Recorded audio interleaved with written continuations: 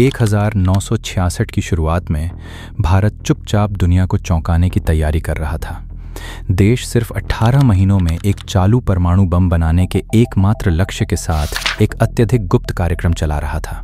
इस महत्वाकांक्षा के पीछे की असली ताकत होमी जहांगीर भाभा थे, जो भारत के परमाणु कार्यक्रम के जनक थे। उसी वर्ष जनवरी में वे वियना में अंतर्राष्ट्रीय परमाणु ऊर्जा एजेंसी की एक महत्वपूर्ण बैठक में शामिल होने के लिए यूरोप की उड़ान पर सवार हुए। 24 जनवरी को एयर इंडिया की फ्लाइट 101 पश्चिमी यूरोप के सबसे ऊंचे पहाड़ मॉन्ट ब्लांक के ऊपर से उड़ान भरते समय रडार से गायब हो गई। दुर्घटनास्थल पर बचाव दलों को एक अजीब स्थिति का सामना करना पड़ा। विमान में सवार सभी 117 लोग मारे जा चुके थे, फिर भी कोई भी शव तुरंत बरामद नहीं किया जा सका। मलबा बर्फ में गहराई से दबा हुआ था और सबसे महत्वपूर्ण बात यह थी कि विमान का ब्लैक बॉक्स गायब था। यह आपदा देश के लिए एक और करारे झटके के तुरंत बाद आई थी।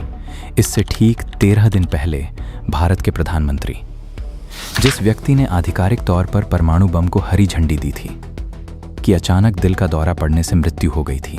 2 सप्ताह के भीतर भारत की परमाणु नियति को नियंत्रित करने वाले एकमात्र 2 व्यक्तियों की मृत्यु हो चुकी थी।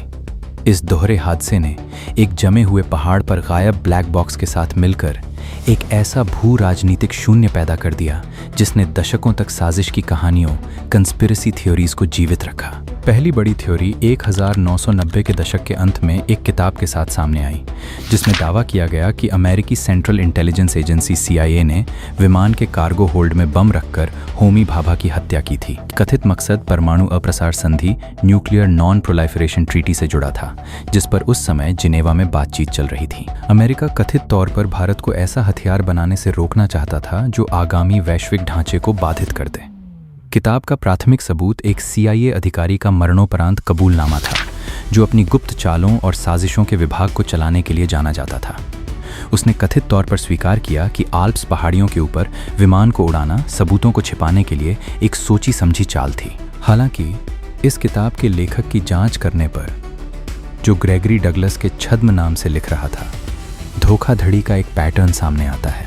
ग्रेगरी डगलस असल में पीटर स्टाल था, जो नकली ऐतिहासिक रिकॉर्ड और नाजी यादगार चीजें बनाने के इतिहास के लिए जाना जाने वाला एक धोखेबाज था। उसने पहले भी इसी हथकंडे का इस्तेमाल किया था, जहां उसने एक मृत CIA अधिकारी का नकली कबूलनामा तैयार करके दावा किया था कि एजेंसी ने जॉन F. कैनेडी की हत्या की थी।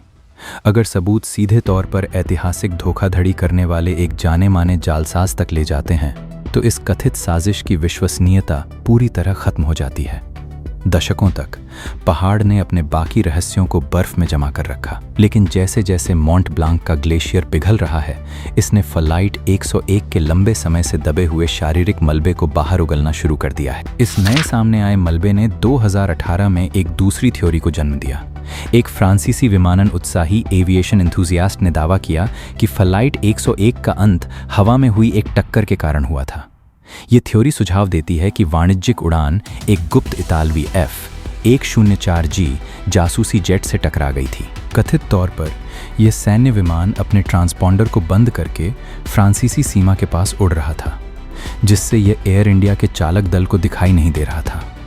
शोधकर्ता ने अपनी बात को साबित करने के लिए बर्फ में मिले मलबे के एक टुकड़े की ओर इशारा किया, जो कि एक मुड़ा हुआ धातु का पैनल था, जिस पर USAF यानी यूनाइटेड स्टेट्स एयर फोर्स का ठप्पा लगा हुआ था। इसे सत्यापित करने के लिए जांचकर्ताओं ने जनवरी 1966 के उस विशिष्ट दिन के आधिकारिक इतालवी वायुसेना के विमानन लॉग के साथ इस दावों का मिलान किया। रिकॉर्ड से पता चला कि उस तारीख को मॉन्ट ब्लांक के पास कोई भी सैन्य जेट दुर्घटनाग्रस्त नहीं हुआ था। इसके अलावा इस टक्कर की थ्योरी को बढ़ावा देने वाले शोधकर्ता के पास औपचारिक विमानन जांच की कोई योग्यता नहीं है। जब आधिकारिक परिचालन संदर्भ को हटा दिया जाए, तो शौकिया तौर पर इकट्ठा किए गए भौतिक सबूतों का इस्तेमाल एक ठोस लेकिन काल्पनिक वैकल्पिक वास्तविकता बनाने के लिए किया जा सकता है।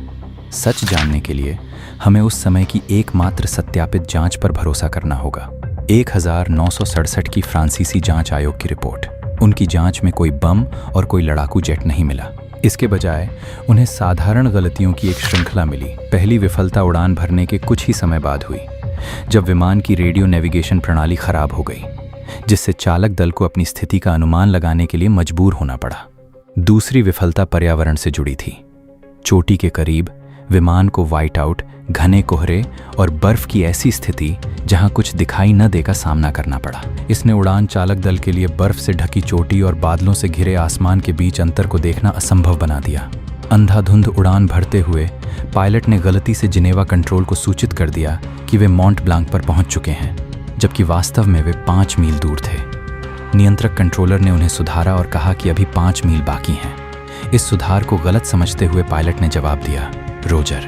ये मानते हुए कि उन्होंने चोटी को पार कर लिया है, चालक दल समय से पहले ही नीचे उतर गया। जांच मानवीय और यांत्रिक गलतियों की एक ऐसी श्रृंखला की ओर इशारा करती है जो सबसे खराब क्षण में एक साथ घटित हो गई। हमारा मनोविज्ञान अक्सर इस बात को स्वीकार नहीं कर पाता कि एक गलत समझी गई रेडियो कॉल किसी देश की परमाणु क्षमता को 1998 तक टाल सकती है। वास्तविकता की इस अनिश्चित उथल पुथल का सामना करने के बजाय हमें जासूसी से भरी थ्रिलर कहानियां गढ़ना ज्यादा आसान लगता है।